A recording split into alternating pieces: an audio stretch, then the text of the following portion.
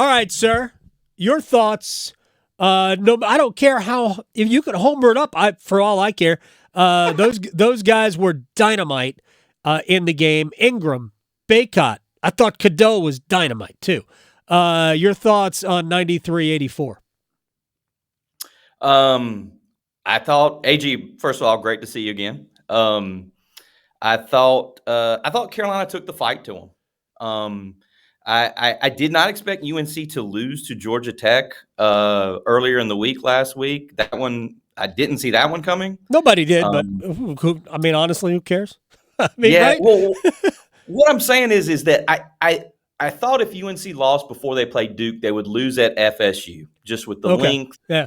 I thought FSU was playing better. Well, I guess what I'm getting at is that when UNC lost to Georgia Tech, which was disconcerting, it was the worst game of the season. They shot the worst from the field, the free throw line. It was not one that you put in the time capsule to look back on. But I thought coming out of that, talking to those guys that night in Atlanta, and then when we got back here and talked to them a couple of days before they played Duke, I expected them to come out swinging. Is what I'm trying to say. I sort of expected them to play well. I don't know if you guys have talked about it, but Armando Baycott, he'll tell you everything that's going on if you ask him. And he told us on Thursday of last week before they played Duke that they had gotten back from Atlanta late Tuesday night, and they had decided to have a players-only meeting in the locker room after they got back. Before they went home, they sat in the locker room at the Dean Dome and talked for like 2 hours.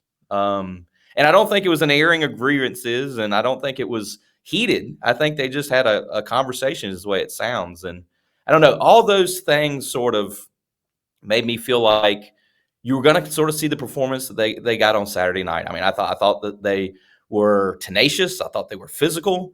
I heard you during the lead-in about their defense. UNC's defense has gone to another level this season. They have unlocked another level defensively, and they're the first place team in the ACC, and I thought they looked like it Saturday night. I'm not sure there's a second place team in the ACC. I think Duke's very good, but I think there's a big gap between North Carolina and Duke. Adam Smith from Inside Carolina joining us here on the Adam Gold Show. Here's the thing about the speaking specifically to Baycott, because I think Carolina's been great other than the Georgia Tech game. Pretty much, they haven't had great first halves.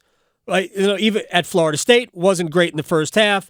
Was it Clemson? I didn't think it was whichever game they played in between that. They trailed Wake at the half. Yeah, they trailed. No, that was the game, right? And then they just got nuclear on them. Yeah. Yeah, but honestly, as long as you're not blown out, if you're within arm's length at halftime, to me, the first half is almost meaningless. Every once in a while, you can let it give a team life and belief. I get it. But good teams, great teams, and I think Carolina's a great team.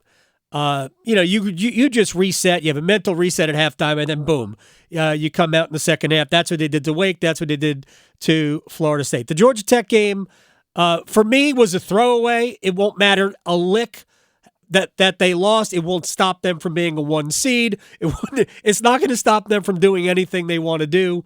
They'll probably lose another stupid game between now and the end of the year. Really, they'll lose a game. You go, how? Honestly, how? And that's the nature of the beast. But I thought that Baycott, even when they were winning these games, had become their fourth best player, which, good or bad, that's what I viewed him. Davis and Ingram, and then insert another player, depending on who it was. Baycott had just been okay, been ordinary. I guess he took all of that, not what I said, but the fact that his numbers were down. He had 29 points combined in the 4 previous games. I guess he took all of it personal and took it all out on the darker blue. There's some people around here that I'm in Chapel Hill today, and there's some people around here that think that he's just been saving himself for March. It's his 5th year, and he's an older guy, and you know how it is when you get a little older. I have no idea what you're talking about. It happens to the best of us. What is he? And the worst You just had a birthday. Oh my God. Yes. But on the subject of Armando, you're right. I mean, he had 3 straight single digit games. The production in terms of when you pull up the box score did not jump off the page for a guy who, his career numbers are great. Right. But the other night, what was it? 25 points, 10 rebounds, 5 assists. Yeah. Um, you know, he hadn't really taken a lot of shots in the previous couple games before they played Duke. There was one game I think he was 2 for 4 from the field. A lot of times when he catches it down there, he's doubled a lot of times. Yeah. And R.J. Davis has been scoring at such a clip. I mean, I think he had led them in 8 straight games in scoring. But it was interesting, and I know you watched it. I know you watched it the other night, and the very first play, they ran a double screen to get Armando. He caught the ball on the block and he went straight up. I mean, he could have dunked it if he wanted to. But they have, there are Hubert Davis detractors out there. They're quiet this year, but they run so many different actions and plays from game to game. Stuff that play the other night, I hadn't seen them do that before. They have a deep Hubert Davis and Jeff Lebo and Sean May and Brad Frederick over there. They have a deep bag of stuff. I don't know if you noticed it later in the game, where Duke had chose, pretty much all night to face guard RJ Davis, and they were sagging off Elliot Cadeau big time. Yeah. Going to give him the shot. Well, they had Cadeau feed it down to Bacot in the post, and then instead of standing out there all alone, he went and screened for RJ Davis. Here he comes off of a Cadeau pick. And R.J. Davis, 13 points in the second half. But yeah, Armando, we called it a statement game through his chipped teeth, is what we called it inside Carolina. 5 chipped teeth from Filipowski. I mean, I don't think that's in the stat line. But I was unaware of chipped teeth. Look, I think there were a lot of reasons to be disappointed in Kyle Filipowski's play. I didn't like some of the stuff at the end. I didn't like who was it? Was it to RJ? It wasn't an elbow. It was just an arm that didn't need to be there. I don't know that it was intentional on Bacot, but I think Filipowski was clearly frustrated. I didn't like his last 4, 5, 6 minutes of the game. But, if you're looking for a reason why Duke didn't play well, I think we start there. There are other players who didn't play well, but they're not winning any game with Kyle Filipowski playing substandard basketball. Real quick, only got about a minute or so left. I know that he had not played in this rivalry before, but does Harrison Ingram not exude everything that we want from Duke versus Carolina? I mean, that guy looked like he grew up in the rivalry. Harrison Ingram, you said a minute. I could go for the rest of the afternoon on Harrison Ingram. He has been, for the UNC basketball team, for the assembled press corps, he has been wonderful. I mean, he is just such a great dude to talk to, and you see what the type of piece that he has been. I mean, from the rebounding, from the production, and then from the intangible standpoint. I mean, he's got sort of a tenacity, that he plays with. If there's ever sort of a dust up during a game, you saw it against Kentucky and Atlanta, you saw it against Oklahoma and Charlotte, you saw it against Villanova in the Bahamas. Harrison Ingram's usually in the middle of it for UNC.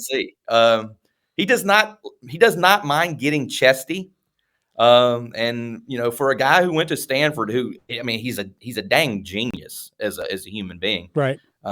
He's got a little bit of that back alley in him. I mean, heck, what was it? The night in Raleigh, he took out Wendell Murphy. He saw where he dove over the thing, and it was unbelievable. He actually, I've gotten to know him pretty well. He's asking me about it after the game about Wendell Murphy. He's saying, right, the older gentleman, and I said, Harrison, that's one of the richest men in North Carolina.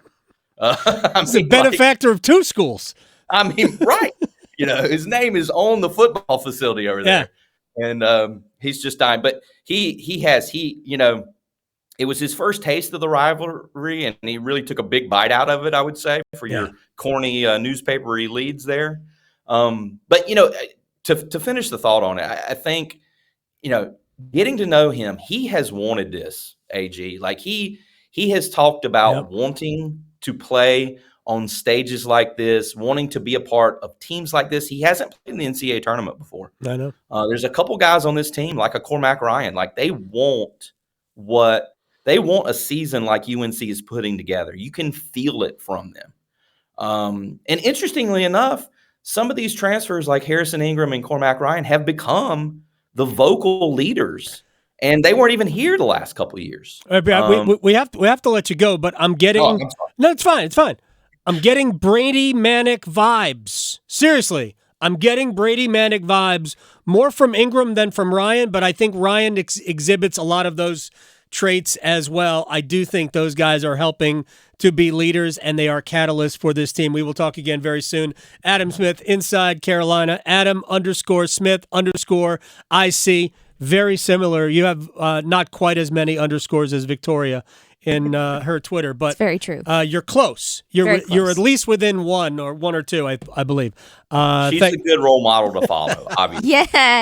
Man, you both are for me. I'm going to add an underscore just for giggles. I'll talk to you very soon, man. Thank you, buddy.